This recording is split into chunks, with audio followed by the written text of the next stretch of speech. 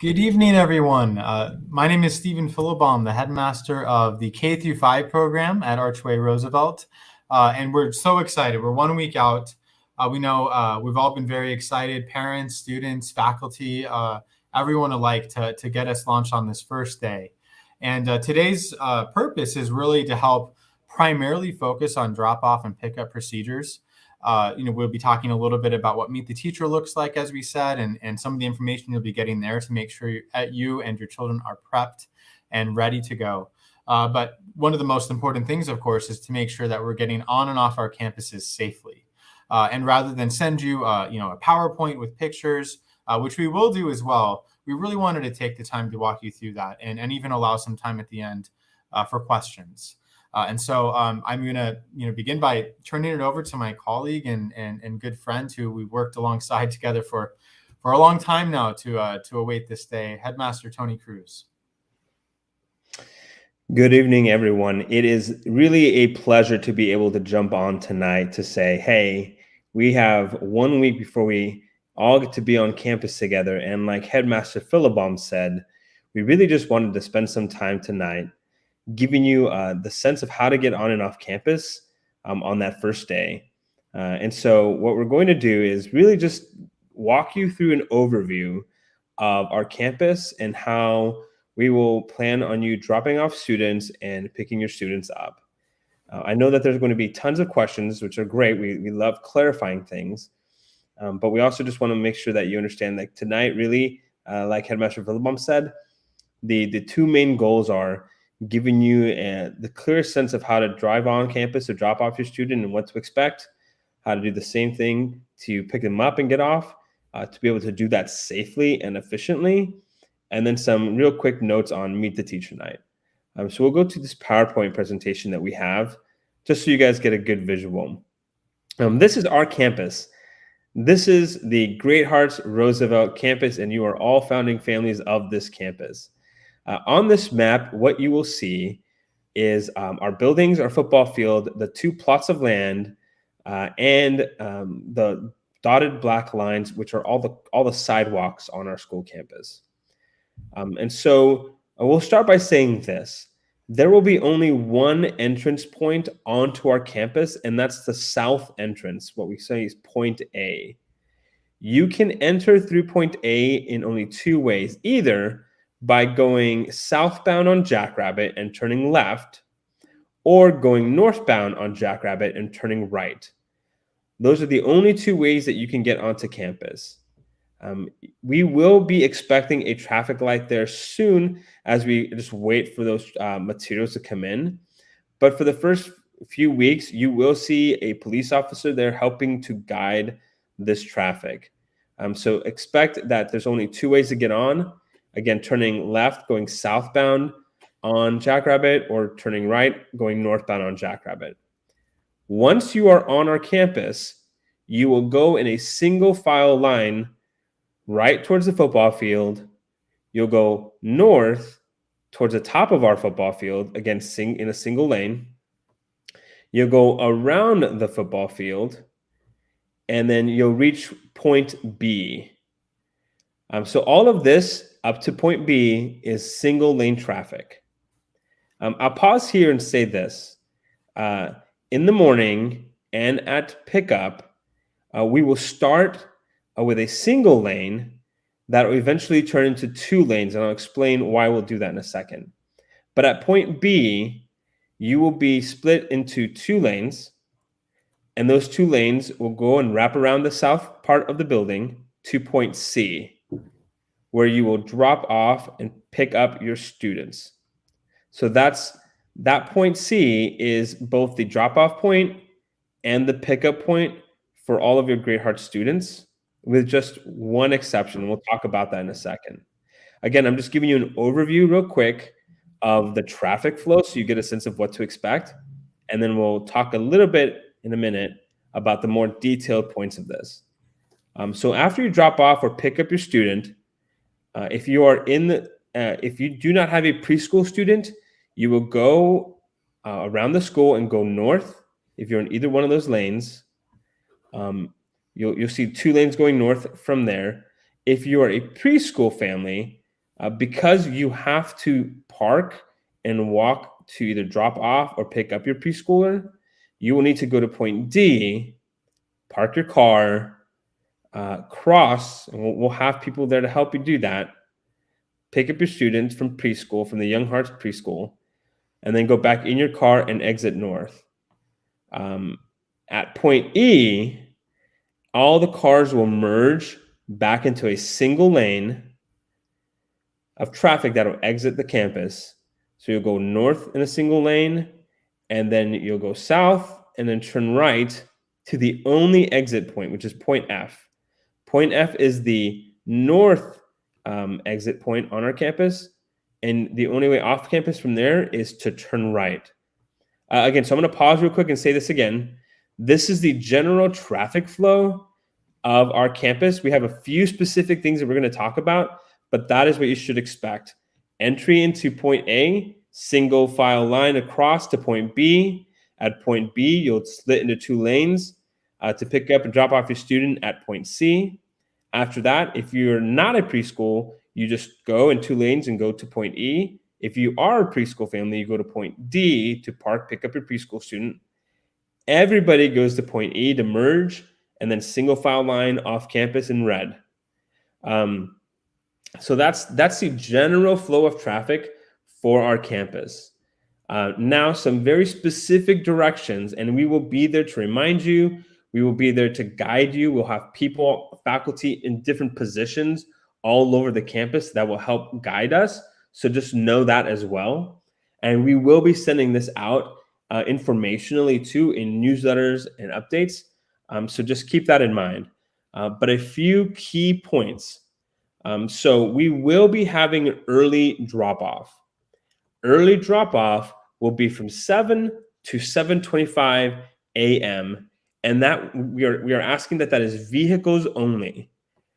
Because we will not have faculty out between 7 to 7:25, and we want to maintain a safe campus. So we don't want any walkers. We don't want any bicyclists between 7 and 7:25. That will allow us to have early drop-off, vehicles only. That means that the only way to drop off your student is if they're in the car. At that point, from 7 to 7:25, you'll see from point B to point C, we want that to be a single lane. So you'll see that green inside lane from 7 to 7:25 will be early drop-off, vehicles only, single lane.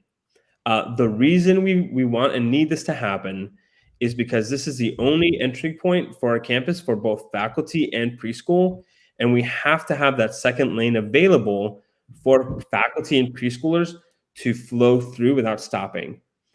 So please note that 7 to 7:25 is early drop-off. It's the green lane from point B to point C, vehicles only. And we will have people out there starting at 7:25. 7:25 is when regular drop-off begins, meaning everybody is welcome on our campus. Vehicles, walkers, bikes, everyone will be allowed to drop off on campus. And at that point, we will have people positioned all across the campus. We'll have people positioned at the entrance, at the exit, at every crosswalk that you see. Where there's students crossing traffic on our campus, we will have cross guards there.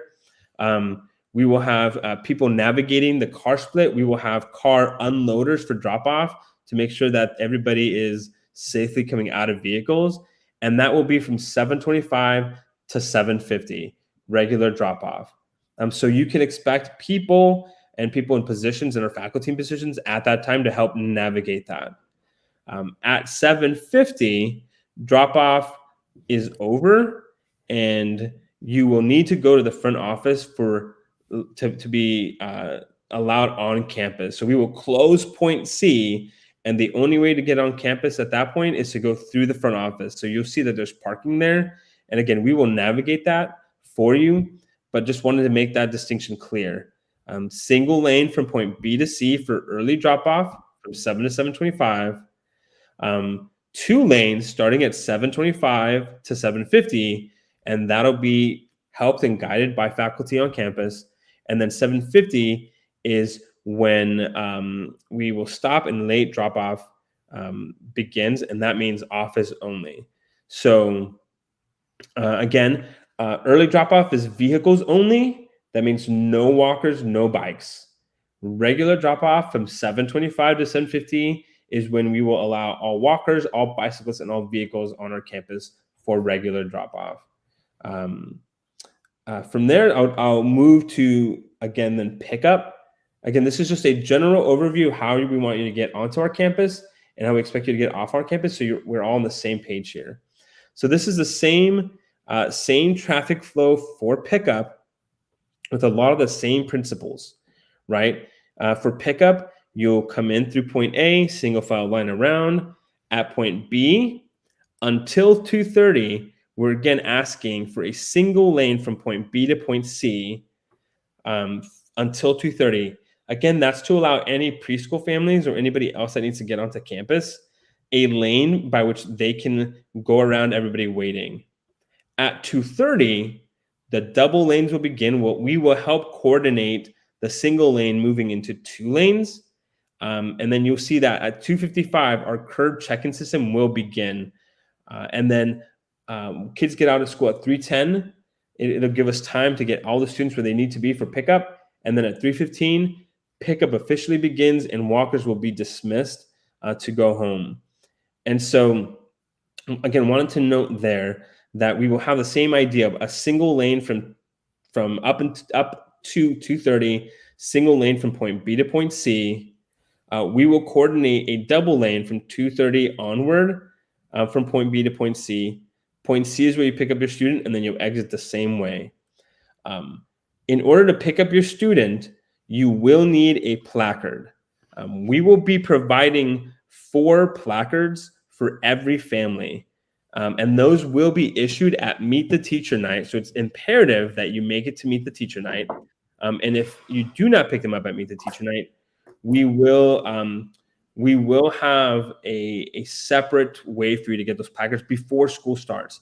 But those placards are absolutely crucial for us to both maintain a safe and an efficient pickup system. So please note now to yourself, make it to Meet the Teacher Night to pick up those placards, and also make sure that if for some reason you cannot make it to Meet the Teacher Night, that you know that you must pick up the placard either Monday or Tuesday or Wednesday before pickup starts in order to get your student. So that being said, again, we wanted to give this moment because we're opening the school up for the first time next week. We're excited to have everybody on campus. We wanted to just walk everybody through the general traffic flow so that people know what to expect and how to navigate our campus. And knowing, again, we'll send all this information in text. We'll send images. We'll include it in there. And on the day for drop off and pick up, we will have faculty out there. We really just wanted to have 15 minutes together to make sure we walked you through it, and then we answered any pertinent questions, which we'll get to at the end, and we see coming in already. So we will answer your questions. We just wanted to make sure that we gave you a general overview of how to get on campus and sort of where to drop off and pick up your students. And so from there, we'll stop at this portion. And then I'll pass it off to Headmaster Philibom. We'll talk about Meet the Teacher Night, and then after that, we'll make sure we'll make sure that we answer every single question. Yep, great, and we know that's going to be there's going to be a lot of really important questions. If we find that some are maybe more particular, specific to your family, I really want to encourage you, if you don't get a question answered tonight, email us immediately after this session, and we'll work on getting back to you as soon as possible. So I just wanted to talk a little bit about Archway Meet the Teacher, and I don't want to speak for the prep portion. And again, for those that's who we're getting used to this, Archway is K-5, prep is 6-8, and so in many ways we operate as one campus, and in many ways we operate as 2 independent schools. And so when it comes to campus operations, safety, getting on and off campus, Headmaster Cruz and I work very closely together, and we're going to be very unified. When it comes to the academic program, individual school cultures, and overseeing the faculty, that's going to be something independent. So that's why Meet the Teacher, that we want to make sure operationally we're working our schedules together to make it easier for you. We are going to be operating those as independent Meet the Teacher events. So for Archway, this is going to be your time to get on campus and meet the teacher, right? And that's, we know that's so important. There's nothing more important than that relationship between you and the teacher and your children. And so because we need to make sure we have a safe and efficient first day, you will not be permitted to walk students into their classrooms on that first day. And that is not within the spirit of, we want to open everyone here with welcome arms. But from experience, we know it's really important to get our students into the classrooms and work on those procedures right away. So on Meet the Teacher, you're going to have an opportunity during that window from 3 to 5:30, and you should already be receiving information on this. You're going to be able to walk into your classrooms, see a little bit of the campus. We'll have some ways to guide you through that, and come into the classroom. The teachers are going to be there with desks ready to go. There'll be an opportunity to, those who pre-ordered EduKits, you're going to have those EduKits available for you. The teachers are going to work with you and your children to set up their desks at that time. And so I know there's a lot of questions. How do I get my children to set up their desks? That's important. We can do that at the time. You can bring supplies that you intend on having. The teachers have a plan to help navigate that through you. When it comes to those who are interested in Spalding materials to be purchased through the PSO, that will be available as well. And we'll have an opportunity for you to go connect with them and pick up those materials too. This again is also where you're going to receive your children's placards. Those placards are a secure way for us to know that you are authorized to pick up your children. And so that's why it's really important to come, and you have 4 of them so you can distribute to those, to anyone who else you want to add to your emergency contact list. And so a lot of things are happening to Meet the Teacher. It is certainly relational, but it's also very pragmatic. And we really want to make sure that we have the opportunity to invite you in and help your students be prepared for the first day. Now, regarding the first day, this is also when you're going to receive some more information on what does your child's first day look like? What's their schedule? What specials or fine arts is what we call them here do they have on that first day? So this is all coming your way. Now, one of the big questions, who is my child's teacher? We're finalizing. Of course, we have been working on rosters for some time. As some families continue to join us, even in the past week or two, we're revising those rosters. But families, you should expect an email from your teacher in the late afternoon/evening this Friday. And again, I'm speaking for K through 5. So we're going to be working on that welcome letter, and you're going to see a letter from the teacher. When you show up on the first day of Meet the Teacher, we'll have those rosters reposted for you. We'll have maps and signs and people here to guide you so you can be directed to your child's classroom. So that's Meet the Teacher in a nutshell. Obviously, there's going to be wonderful questions related to that. But I just want to present that's where you're going to be getting the nitty gritty of just, hey, can you show me where my child's desk is? I really am interested to know what a first day looks like. What sort of things do we do on the first day together? And that's where Meet the Teacher comes in. So I think I'll pause there and turn it over to Headmaster Cruz for anything he may or may not want to speak to regarding the prep. Yeah, so for prep Meet the Teacher night, same idea. The Meet the Teacher night for prep is primarily an evening where parents get to meet their teachers.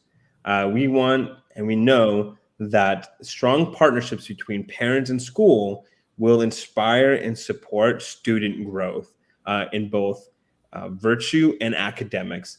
And so we have found that the best way to do that is really to create a space for teachers and parents to meet. So this is different maybe if you're familiar with Trivium Preps Meet the Teacher night. So we are not going to have a student orientation before school starts. So Meet the Teacher night, again, is primarily for teachers and parents. We're going to ask you to come on campus.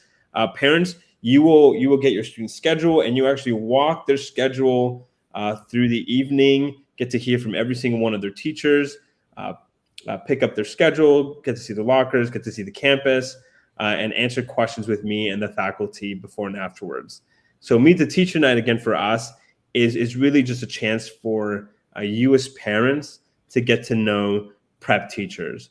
Your students will have an entire first day of fun assembly and student orientation the first day of school. So again, it's really important that they're there and they're there on time and they're there the entire day, because that's going to be the day where we spend a lot of time together as a whole community, getting to know each other, getting to have a lot of fun together, and also just walking kids through their schedule, walking them through their locker assignments, walking them through how to open a lock, because that's like the number one challenge that all middle schoolers face, is how to open a lock for the first time.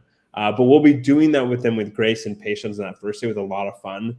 That's where they get to spend some time getting to know each other as a section, right? Because this will be their cohort that they'll be moving from class to class with. It's going to be a ton of fun. And we are just so excited that we get a chance to do that with students on campus the first few days. But again, we wanted an opportunity for you as parents to meet with the teachers. And that's what that night will be. It'll be a chance for you to get to know teachers, get to know the content, get to know how they teach, and get a chance to build positive relationships with them. And so with that being said, I have nothing else to add for Meet the Teacher. I think there we can just start jumping into Q&A, Steven. Yeah, I'll go ahead and MC if that's all right. And I'll definitely please weigh in, Tony, at any point. And I want to give some shout out to Headmaster Cruz for preparing that very detailed PowerPoint, and he's really kind of prepared a great visual vision of the flow of traffic. So I'm going to defer a lot of those to you too. So the first question here is, what if we live in Blue Horizons and are walking to school? Yeah, so that's a really, really important question for us as a school, largely because we have committed both finances and labor and time to install an actual light, to build more roadway in that intersection to allow people to walk from Blue Horizons to our campus. So what we have found is that because of everything that's going on still with our supply and demand chain, that the fixtures for the lights have not arrived. And so the city of Buckeye is not allowing us to build a crosswalk where there will be a crosswalk eventually. So if you live in Blue Horizons and are walking to school, until there is a light there, we're going to tell you to find some other ways to get your student from your side of the street to the opposite side of the street safely, but do not cross it at that intersection, because right now it won't be safe. There are no lights and there's no crosswalk yet.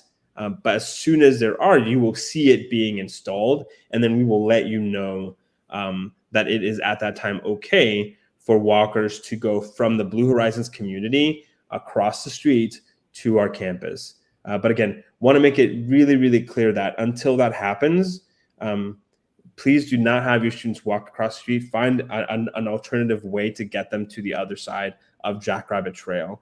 And for different people, that might mean different things. But again, we want the safety of our students to be the highest priority. And so we will be working with the city and continue to work with the city and continue to communicate with everyone when that happens. Great. Yeah. So next question. Thank you so much. This one, I can take the next two, I think, because a lot of them I anticipate are going to be related to some of our younger students too. So who's going to watch the kids when we drop them off early? So I think that's a good question. It comes probably a clarifying question. We had said earlier, right, we need to make sure faculty are on campus in order to greet our students, which is why we have that 7:25 drop off. There will be some faculty on campus. So we will have designated faculty, a large enough group to make sure that everyone's safe and watched there at 7 o'clock, not before 7, but at 7, if you want to drop them off early. That's only going to be at that drop off point though. It takes a lot of faculty, a lot of manpower to make sure that people are stationed throughout the entire campus, so that we have people on campus again, not across the street, not across Jackrabbit, but on our property, walking students across any potential lanes where cars are. So we want to make sure we don't say, hey, come on anytime. That's not the case. We are really, really careful about safety. I want to make sure that we have plenty of people on board stationed, and that stationing will begin at 7:25. So to follow up, walking students may join at 7:25. And again, we're re-emphasizing but not crossing that there's not going to be a crosswalk across Jackrabbit. So alternative ways if you wanted to use another traffic light north or south of there, or if you're in the northernmost neighborhood there on the east side of Jackrabbit, perhaps your students or you would be walking south from there. So that answers those questions. Thank you. Really good questions. All right, next question comes about what does curb check-in mean? Yeah, that's important. I think from there, I think Mr. Cruz, do you want to talk to curb a bit? Sure. So I apologize if that's confusing. What it doesn't mean is that the curb is where you drop off or check in your student. Yeah. Curb is a resource, a digital resource that we will be using to have you pick up and to pick up your students. So curb check-in really is just our way of saying that's when we will start coming out and collecting the information from your placards to input into our system, so your students are released from class and will be waiting for you at the point C pickup station.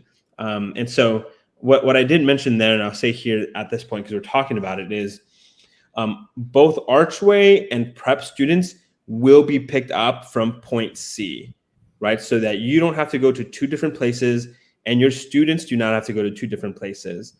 The reason that we use curb is because it allows us to facilitate putting all of our family groups together and having them released from all their classes at the same time. So if you have a student in first grade and in third grade and in sixth grade and in eighth grade, when we check you into our system, they are notified in each one of their classrooms to be released, and then they'll come downstairs to that point, and then they will be waiting for you when you drive up to pick them up. And so that's why it's really important that we have those placards, because we will be using that to create advanced notice for classrooms to release students so that they're all waiting for you at the point C. The only exception to that is if you have a preschooler at Young Heart and you have a Great Heart student. So again, this is the only exception, and it only applies if you have a preschooler plus any Great Heart student, Archway or Prep.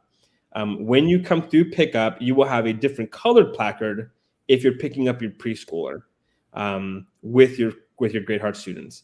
You will be flagged, and then your students, both preschool and Great Hearts, will be waiting for you at the preschool, so that you don't have to pick up in two different places. You'll still join the line, you'll still go around the line, but you'll pick up all of your students at the preschool. So it's just so you don't have to leave kids in the car when you park to get your student, so that everybody is safe with you. That is the only exception. But everybody else, curb, the check-in system allows us to release all your family students at once, have them all meet at one centralized location, and be waiting for you to pick them up from that. So great question. These are great questions.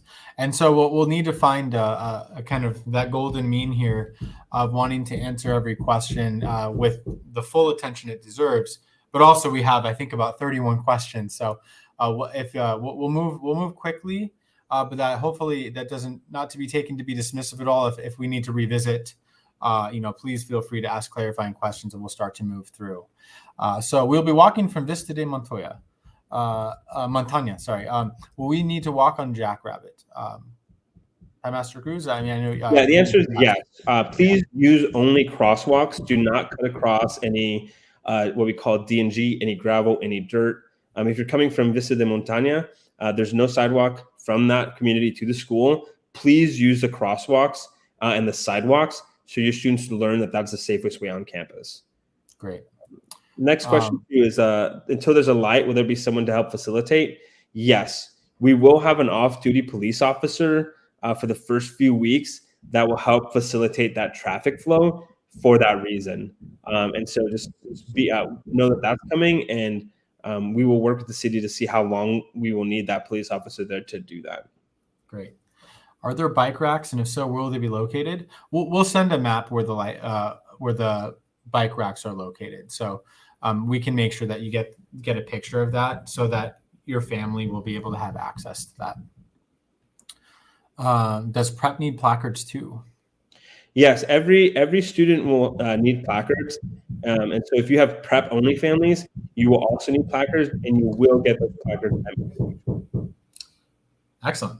Where is the playground located? So, this can open up a larger thing about just campus safety and security. But if you've seen, our campus kind of has that L shape there. Well, in the center of that, there's plenty of play space. We have basketball court. There's going to be playground equipment. Places to play, foursquare, and all of that is gated. And so it's on, I guess you can say, when you see the front facade and that south facade, it's within there and gated. You'll have an opportunity. We might not be walking on the playground during Meet the Teacher, but you'll be able to see where that is located. What time does pickup end? Yeah, pickup. We want pickup to end by 3:45. That means that at 3:45, if you haven't picked up your child will technically be what we call like a late pickup. We understand that the first few days and maybe even the week or so, the line will take a little bit longer than that. But our goal in our practice and what we have seen accomplished at almost every campus is that pickup takes about 30 minutes, and we have a system in place that will help us to get all of the students picked up in that amount of time. So pickup does end at 3:45. Great.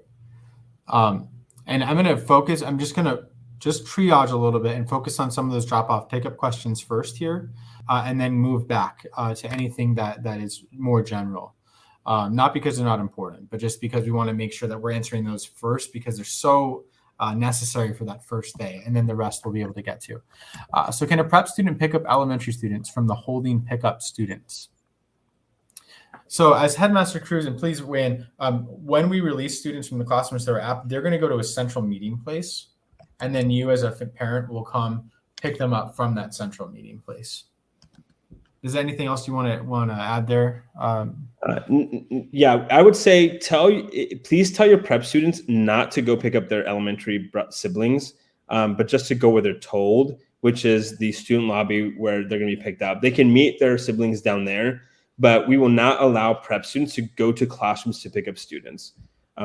So please do not allow or ask or tell your prep student to go to the classroom to pick up their younger sibling. Tell your prep student and tell your Archway students, go to the student lobby where pickup is, and you will meet each other there to go to whatever cone you're assigned to. Great. Great question about the kindergarten half-day pickup. We didn't integrate that into this conversation. It doesn't pertain to everyone, but it's very important. We will send kindergarten families more specific information, but the long and short of it is you will be driving up in the same exact pickup point at 11:30.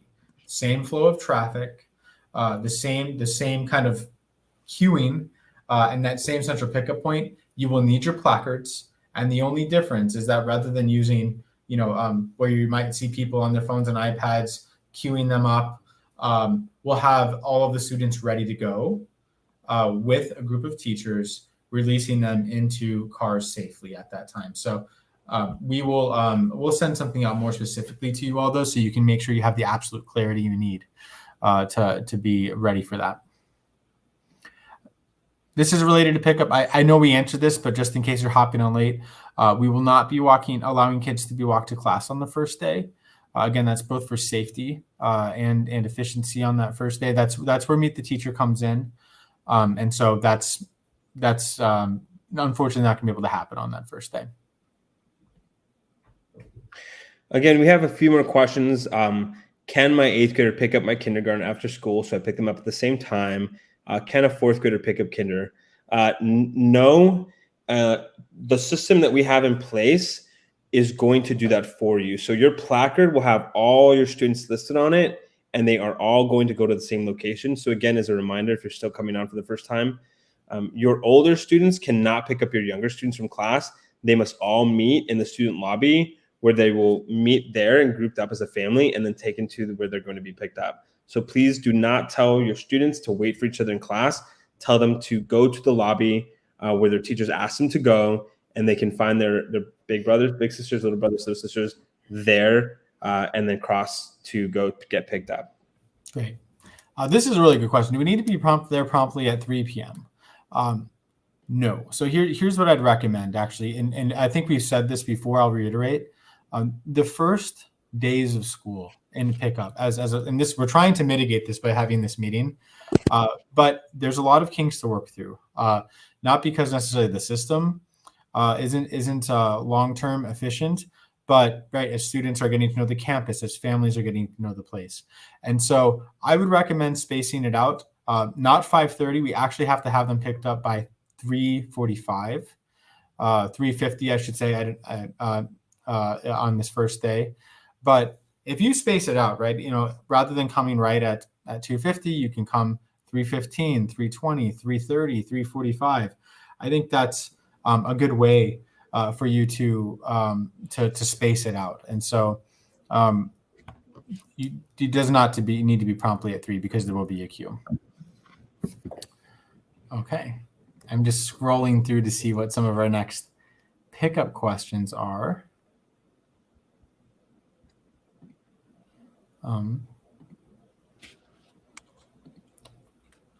Is it one placard per family or per kid? This is from Miss Ann at 628. One per family. But sorry, so you don't have individuals for each child. I believe we have multiple children on one placard, but we have multiple placards we're handing out. So you'll have 4 of them for you to distribute. But that way you're not having to be like, I have my kinder, but not my second grader. And it's going to be all in one family. And there will be multiple there. Okay.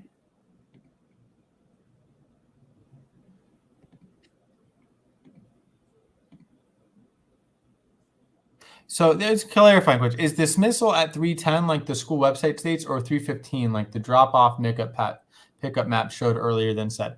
It's 3:10. We're just recognizing that, if class goes to 3:10 and we're trying to get everyone ready, just that process of getting students out of classrooms, staged, ready to be dismissed, really we're anticipating the movement will happen about 3:15. So formally school day ends at 3:10. Okay.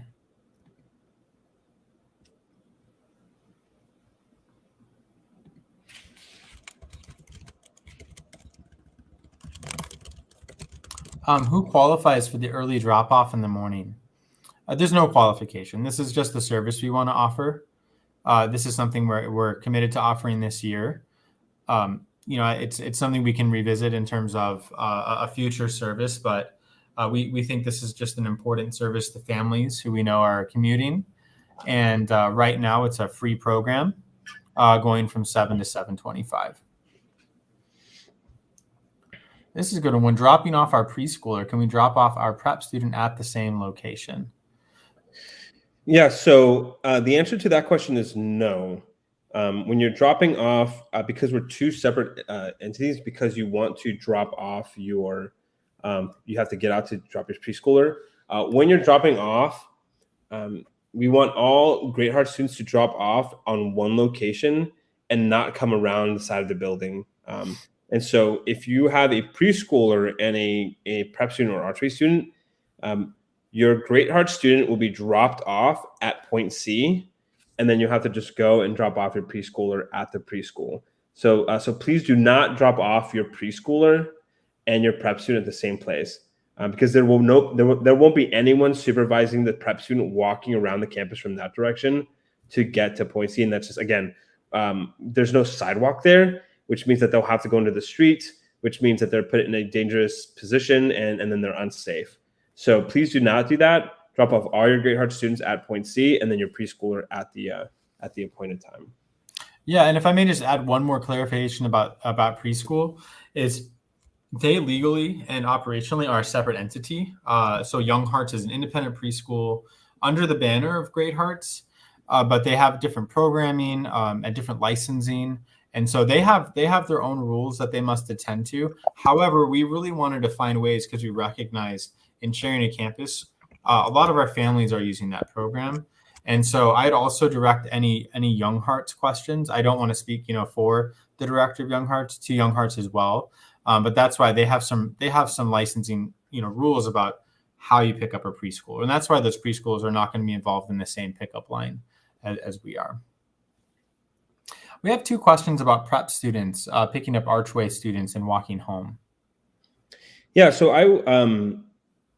this was not on the map, and it maybe should have been. So I apologize for not including it on our visual. But when your students are dismissed for walking home, there's actually a centralized location on our campus where we will have all your students meet.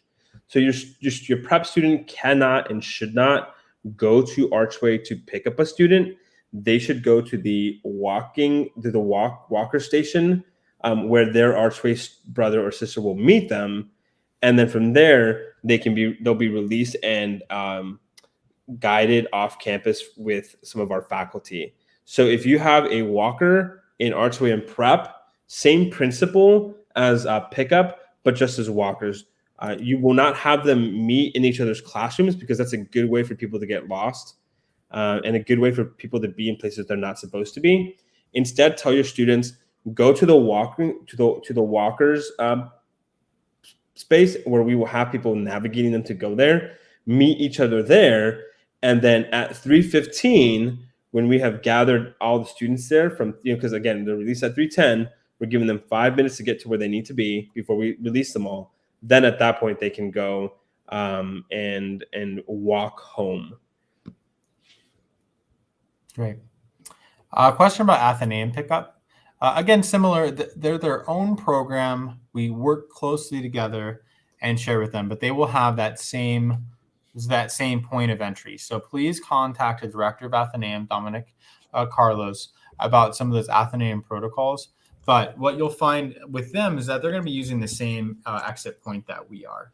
And so same pickup flow, and they'll have their own ways of contacting students, having them taken to you, and at a later time. For drop-off, would it be recommended to drop off Young Heart students at preschool first and then Archway Roosevelt, or reverse? I would say don't go in reverse. Just drop them. Just drop off your drop off your Archway Roosevelt student first, and then continue and drop off your preschool student. If you drop off your preschool student first, then you'll have to go back in line and back around the entire school off campus, because there's no way to get back into that line.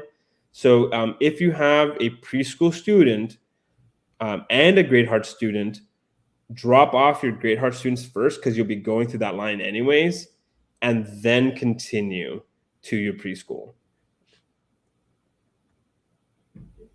Excellent. And Master Cruz, I'm just going through the chats that I can find. Do you see any more so there's a question here. Yeah, so will scholars, Teresa Howard, you asked, will scholars be waiting indoors or outdoors while waiting for pickup? A little bit of both, right? So they will not be outdoors. They should not be outdoors for more than 10 minutes. They'll congregate in the student lobby inside the school to make sure that they're all there as a unit. Then they'll be escorted outside to their particular cone area, which you'll see when you drive up the first day. So they will not be outside for very long, especially if we're very efficient with our pickup system. But they will be waiting indoors once they are released to make sure that they're all together. And then they will be escorted outside to wait for you because you're pulling up. So again, just to sort of balance everything that we have to keep them safe, to keep them out of the heat, those kinds of things. I think we answered the Walker question. How early can we arrive for pickup? Again, can I answer this one? Yeah, go ahead. If you don't mind. So I'm just going to share. We really recommend giving it some time. I know that sometimes it's like, I want to be first in line, right? The more families we have queuing earlier, the more it can disrupt others' ability to come and get onto campus. It can become a safety concern. So I would say, there's no reason to arrive earlier than 2:55. And I think most families will find that, especially during these first days, the later they arrive, the quicker it goes for them. And so I would encourage you to give it some time, right? And once we really get the flow going, if you want to arrive at 2:55, that's when we're going to have people ready to go, and start to queue. But overall, you're going to spend more idle time in that hot sun, and we don't want that for you if you arrive much earlier. It's not going to speed up the process for you. And so if you want to, add to that, Headmaster Cruz, but that would be my recommendation, is not really before 2:55. Yeah, I think the only thing to add is to just, again, like we teach our kids this at school. It's just to think about what it means to be a good citizen. If too many people are lining up too early, and because there's a single file line necessary to allow the flow of traffic, and there's only a single lane up until a certain point, that, like he said, it could just cause disruptions. And the last thing that we want to do is disrupt even just the flow of traffic on Jackrabbit Trail for other people in the community. And so just we feel like we will have an efficient system in place, and we'll make sure we get it done quickly and effectively.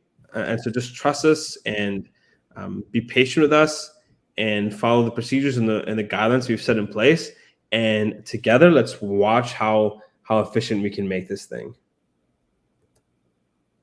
Excellent. One more thing I want to talk to about pickup that I think I saw earlier there is, hey, my child's first day of school is a kindergartner. I'm not able to walk into campus.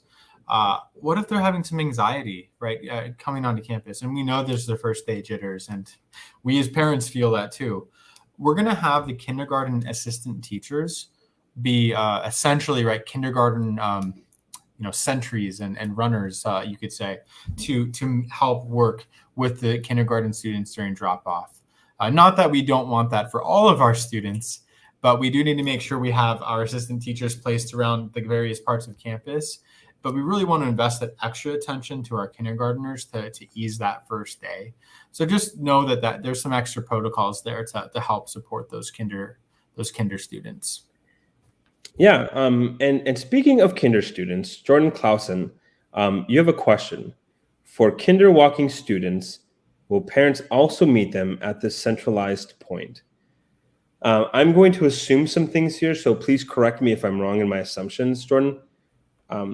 But if your child is if you have a kindergartner who is a walker, and you are walking on campus from a nearby community and neighborhood to pick them up, you will not be allowed onto our school campus, but you can walk onto the property and wait for them outside the gate to meet them and then walk off campus together. And so that is something we will allow. If you are walking on campus to pick up your walker student, then you can meet them at the gate. You cannot park and meet the walkers at the gate and then go back to your parked car and then leave. We won't allow that. Again, it just disrupts flow. There's too many variables there. But if you are from the neighborhood and you're walking on campus to meet your student, there will be a place that we're going to ask you to go. And again, we'll communicate that in visual and in writing so that when your kindergarten or walker leaves, they can see you and then you guys can walk off campus together. And for all the walkers, I'll say this again if you're jumping on, we will actually have 3 faculty members with the entire walkers group walking them off campus together as a unit to help them cross those intersections safely. And so we will have 3 of our faculty members walking that entire group off to the campus to go whichever direction, whether it's south or north on Jackrabbit that they need to go if they're walking. But again, just to reiterate, we are not going to allow parents to park and pick up their walker and then park and leave. We are allowing walkers to meet other walking parents on campus that then can walk off. Great. Thank you so much. This one, I don't even know. I might have just come on to the live, but not on our set aside yet. But a good clarifying, but are parents at any point going to be allowed on campus? Yes, right. This is not to say we want to have open arms and transparency. We really believe in being able to say, this is what we do. We want you to be able to see this and provide a lot of opportunities for you to volunteer. So there's a difference between, strategic times to come in and volunteer. We've even had, and you can reach out to me, protocols for what if I wanted to observe a brief lesson, right? There's things that can happen there. What we don't want though is just, hey, come on in on the first day, and then we have a situation where we have many adults who haven't been fingerprint cleared on campus with students. We have a very strict but fair fingerprint protocol guideline where you can come into campus, and this is just one of those many safety protocols we have in place. So please know the spirit of this is in no way, we want to invite you in with open arms, but it's going to be done in strategic times and ways in order for you to help support and see what's going on with your students. But we're going to make sure that that fingerprint clearance is there. Yeah. Good question. Danielle Marie asks, can I tell my scholars to walk to the nearby neighborhood for pickup there instead of waiting in the line? Would I have to do that every day then? For example, once a walker, always a walker? Or can I direct them to either wait for pickup or walk to meet me based on need? This is a complex question with a few different variables. So I'll just answer each one individually, Danielle, and families, and then go from there. But principally speaking, yes, you could tell your student to be a walker and to walk to the nearby neighborhood to be picked up. That's allowable, as long as your walker follows the crosswalk off to Jackrabbit and then into the neighborhood. They cannot cut across streets. They cannot cut across the parking lot into the neighborhood. And we're going to make sure that they know that. It's just an unsafe situation when they start doing that. So please know that as a faculty, our highest priority for your students is to keep them safe. And while it might feel more convenient for them to just jump across the little ditch to go to the nearby neighborhood, it's actually not, and sets a really bad precedent, especially since there are vehicles that are going to be moving constantly through that through our campus. So yes, they can walk off campus to the nearby neighborhood, but please do not advise them to cut across anything. Okay. If they're always a walker, if they're on the walker list, then they will always be allowed to walk. We would say it's something that you will need to navigate with your student if there's a particular day you want them to wait for you or to walk. I will communicate this also. We do not allow cell phone use on our campus at all. And so it's something that you'll have to be maybe more preemptive about than normal, because if a student has a cell phone on campus, our policy is just to remove that cell phone and have it be picked up in the front office. And so it's something that we would say and encourage parents to say, hey, just plan it ahead of time and be preemptive ahead of time to say, on this day you will need to walk, or on this day wait for me to pick you up. And so you can use both interchangeably, but just know that you probably will not be able to tell a student in the middle of the day on their text phone or texting them on their phone, hey, today you're walking home. So just keep that in mind. Great. And for this last stretch, what we're going to do is just make a brief switch here from drop-off pickup to some of these other general questions. I know, and we're going to attempt to, we might not be able to answer everything. So my commitment our commitment is email us immediately after this and say, here's what I didn't get answered, and we're going to work to get back to you in a timely way. One more brief note on my end, and I'm not speaking for Headmaster Cruz here, is I've been sending out a newsletter called the Roosevelt Review, and Headmaster Cruz, I know, has been faithfully sending out his newsletter. Over the past couple of days, have seen some families say, hey, I was receiving the newsletter, and now I'm not.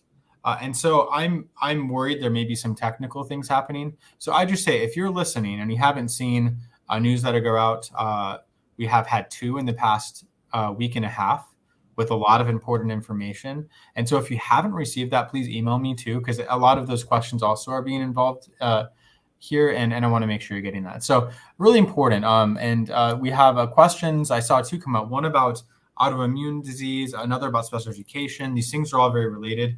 First off, yes, we are 100% committed to meeting your child's needs. We have a special education coordinator who is our point of contact, Veronica Neal. For today, feel free to email if it's K through 5. Feel free to email me and we'll get you in contact with her. If it's 6 through 8, Tony can point you in the right direction, because I know the email address is not on the website yet.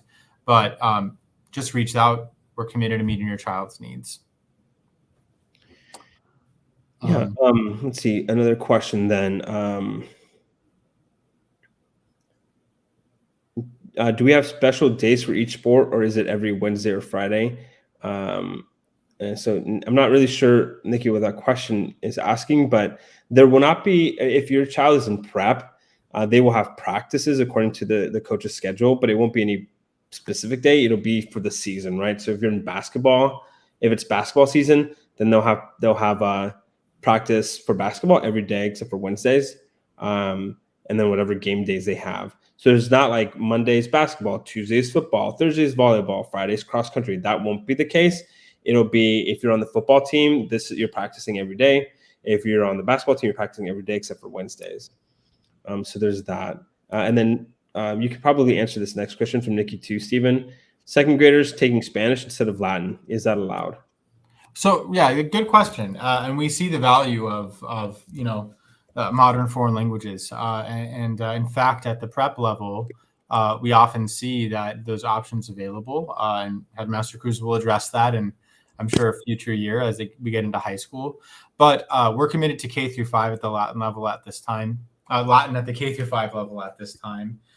We have a designated Latin teacher across the board, and so they're not multiple options for language. Though certainly we see the value in that, but we really want to lay that classical foundation. And I'm happy to speak more on the benefits and give a little bit of an argument, so to speak, for the value of Latin, if you want to talk offline more.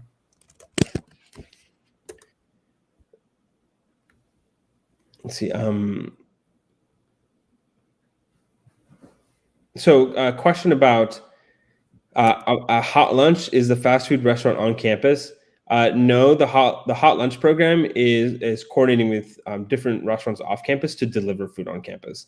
So there's no restaurant on our campus, though that would be really amazing. And I would highly advocate for both In-N-Out and Chick-fil-A to be on our campus. But that's not going to be the case. We'll have food delivered to our campus from restaurants off campus. Rancho El Charo, Arizona says, hey, thank you for this. Can we talk about donations?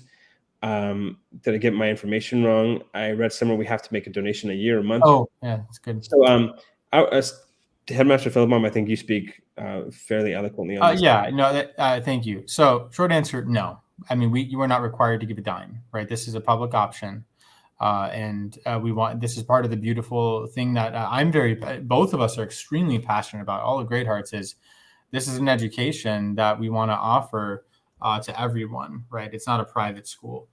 Donations, we can talk more about. In short, there is a gap between charter school funding and public funding. There's a gap between what we receive from the state and what it takes to run our programs. And part of that gap, that's met by us asking parents for support through community investment. And so we'll have Esther Parsons, our family giving officer, speak more about this at a later date. You'll hear from her, but we don't want you to feel like this is a necessity. We will say we also cannot function without support from our parents. And so what I would say as a goal is just to have everyone contribute according to what they're able, right? The ask is typically $1,500 per child. For some, that's absolutely not going to happen, right? It's not in everyone's abilities to do so. But if everyone was able to give what they can, even $5 a month, right? That actually makes a big difference towards helping keep our school operational. We can speak more to that at a later time. But in case there's questions when you're getting this, it's not a necessity. And if ever you worry about cost, that's never going to be something we want to be a barrier to you accessing our programs, even books, right? So we're here to help make this accessible to you, whatever it may be. I think we have time. I hate to say this, but I think we have time for one more question because we're at 7:00. And this is not to avoid any of the really great questions that have come through, just a matter of time. So if you would not mind, just we'll answer one more. Tony, I'll give you the honors of seeing what we've missed. Yeah. Thanks. I feel I'm on the spot. Families are on the spot. I'm sorry. I didn't mean to do that. You're fine. I'm kidding. There's just a lot of quick questions that we can answer. How about this? How How about Stephen in the next 4 minutes? You can time. We'll time it using the timer. We'll just answer as many of these questions as we can. Sounds good. Like bullet train. So okay, here we go. My first grader might have some trouble wanting to get off to school. We would say just like prepare your students to get off campus. We are out of the car. Our faculty cannot help with students getting out of vehicles. They're really just opening and closing doors. So if you have to go around the line again, just to maybe have a conversation in the parking lot with your student, you can do that. But just know that our faculty won't do that. And yeah, and if you have a child who maybe struggles with some of that anxiety, we can talk together. We're happy just to talk through it with you as parents and to come up with strategies. So we're here to support. Ashley Aguirre, what will happen for parents riding a bike to pick up a student who's riding a bike? Here's the deal, guys. We really want a family sort of neighborhood feel on our campus. So please ride your bikes to campus. We would just ask that once you're on our campus on the property, that you walk your bike on the crosswalk. Again, just so that there's any avoidance of an unsafe situation. So just be aware of that. Please ride bikes to campus and then walk them, and then your child and you can both walk off. So it's gonna be great. You can Sarai Flowers. Yeah, absolutely 100%. You can volunteer to go on field trips with your child. When that time comes, you will hear about it, and there'll be really fun opportunities to do that. Let's see. There's unfortunately, David, there's no bus system in the future. That has a lot to do with funding for district charter schools versus district public schools. And in short, public charter schools like us get a lot less money in the range of $1,500 to $2,000 per student, less than public district schools. Cell phones are not allowed during recess either. No, they're not allowed on campus at all. Mm-hmm. We ask students to turn them off or to silence them and keep them in their lockers. Again, this is a philosophy that if you want, you can reach out to me or Headmaster Philip to talk more about, but it's just not something that we're allowing. And it's not something that this is a Great Hearts characteristic in whole as a network. We just don't do that at all on any of our campuses. Great. I'm going to answer 2 for 1. We have one from Megan Gradert and one from Scott Jakeway. They're related. Do you test for giftedness? And if a child is identified as gifted, do you have classes? The second is, how about new students coming in who aren't familiar with the Great Hearts program? So this is kind of a both and. We are an honor school, but an honor school for everyone, not an honor school for honor students. So the entire program is accelerated. I have not found children to be unchallenged here. And so we do not differentiate classes and say this is the fast track and the slower track. Or we have ways of differentiating at times within the classroom where a teacher is going to say, hey, I can push you to dive deeper into this question. But there's not a different honors program. The whole program is an honor school, which raises the question, okay, my child's coming in without this. We're fully prepared for that. In fact, most of our families here are new to Great Hearts. And so that's going to come down to teacher training and teachers paving the way and recognizing that we're both laying a foundation for those who are new to our program, which are many. So you're not alone. And we have many ways of doing that work while differentiating and teaching high, so that even those who are returning may have the same question. Or wait, is my child still going to be challenged? Yes. And so it's really about really careful curriculum programming, really intentional teacher training, and having great systems of intervention for those who need their gaps filled. And I can tell you that we have that ready to go and in place. Okay, so we have 50 seconds to go here. So quick ones. Nicole Gray, if prep meet the teacher is intended for parents, are prep scholars not encouraged? No, absolutely your students can come. Absolutely your scholars can come. I think making the distinction that night is going to be geared more towards faculty and teachers and parents having a chance to interface because students will get a chance to do that as well. It doesn't mean that your students can't come. So have them come. They'll find out where their locker is that night if they'd like. So please bring your students. Just know that it'll have more to do with parents and teachers than students and teachers.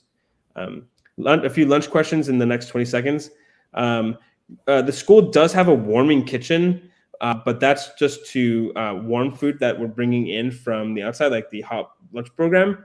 And there's also going to be microwaves for prep only, 6th through 8th grade, that they can use to heat up food.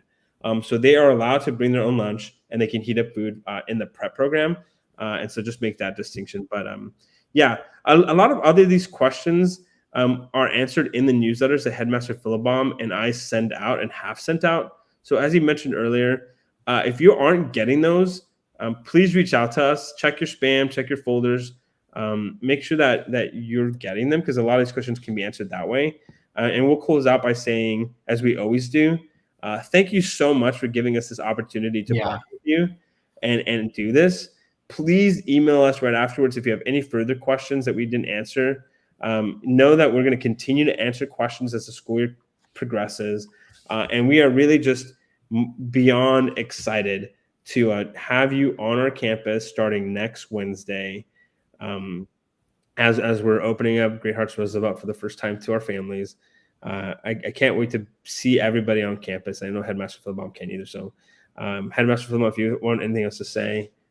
No, I just thank you for your trust. We know in many ways, right, you're committing to a campus that you've been seeing built over time. You've seen the finishing touches being put on, and so just reach out to us. We want to be open and transparent about any questions we have. And I'll just share with you, I can't tell you, just like as Headmaster Cruz said, we're so excited. Our teachers, we're so blessed to have the teachers we do. We're very careful about our hiring process, and they're just wonderful people who are well prepared, well committed, and really eager to meet your children.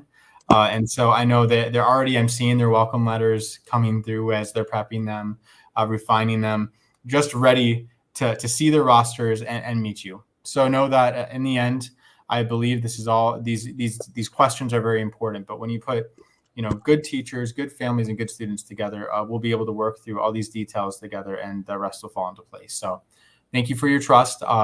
Reach out, and thank you again for a wonderful evening. We'll see you in person on our campus on Monday.